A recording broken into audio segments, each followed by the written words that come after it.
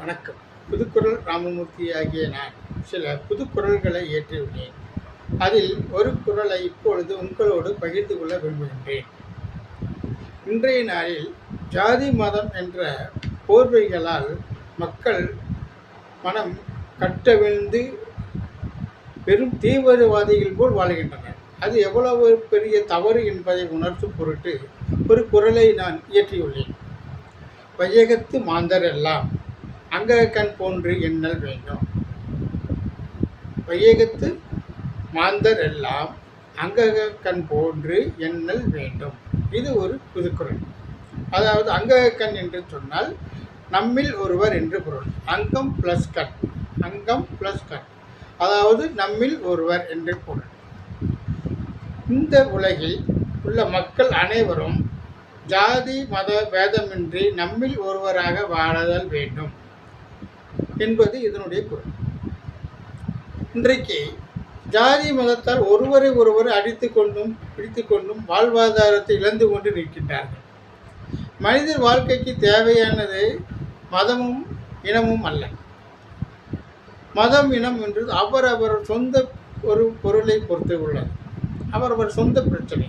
ஆனால் வாழ்வாதாரங்கள் என்பது அதனை வைத்து அல்ல. ஆக வாழ்வாதாரம்தான் மனிதனுக்கு முக்கியமே ஒழிய ஜாதி மதமும் முக்கியமில்லை. இதை எப்படி நாம் அளிப்பது என்று சொன்னால், குழந்தை பருவம் முதலே ஜாதியையும் மதத்தையும் மனிதன் மனதில் ஊன்று வைத்தல் கூடாது. ஒரு குழந்தை இடத்திலே ஜாதியை பற்றி பேசுதல் கூடாது. ஒரு குழந்தை இடத்திலே தன் மதத்தை பற்றி சொல்லக்கூடாது. ஜாதியும் மதமும் ஒருபோதும் ஒரு மனிதனை மேன்மையடைய செய்யாது. இன்றைக்கு ஒரு 3 வயது குழந்தைகள் எடுத்து என் பெயர் என்று சொன்னால் ஜாதியையும் சொல்லி பெயரையும் சொல்லுகின்ற அளவுக்கு வளர்த்து கொண்டிருக்கின்றார்கள். நாளை அந்த குழந்தை வருகின்ற பொழுது அது எவ்வளவு வெறித்தனமாக அந்த குழந்தை வளரும். அது மிகப்பெரிய தவறு. அதுபோன்று குழந்தைகளை வளர்த்தக்கூடாது.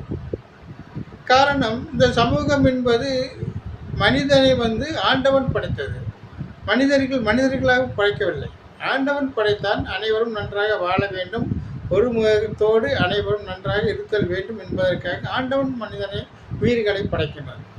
இந்த உயிர்கள் எப்படி வாழ வேண்டும் என்பது ஆண்டோர்களும் பெரியோர்களும் ஞானிகளும் மகன்களும் சொல்லிக் கொடுக்கின்றனர்.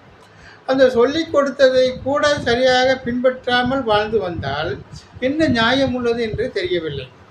ஏன் இவ்வளவு வேகமாகவும் இவ்வளவு வெறித்தனமாகவும் மக்கள் வாழ்கின்றார்கள் என்பதை நினைத்து பார்க்கின்ற பொழுது மிகவும் வேதனைக்குரிய ஒரு விஷயமாக உள்ளது.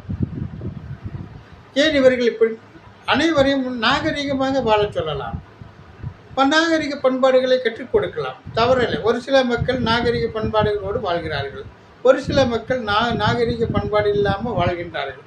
அந்த நாகரிக பண்பாடுகளை சொல்லிக் கொடுத்து அவர்களை மேன்மையடைய செய்யலாமே ஒழிய அவர்களை கீழ்ப்படிய வைத்து அவர்களை தாழ்த்தி பேசி சமுதாயத்தை சீர்குலைய நிலை மனைவருக்கு பிற மக்கள் கொண்டு செல்லக்கூடாது என்பதை வலியுறுத்தி தான் இந்த ஒரு குறளை நான் இயற்றியுள்ளேன்.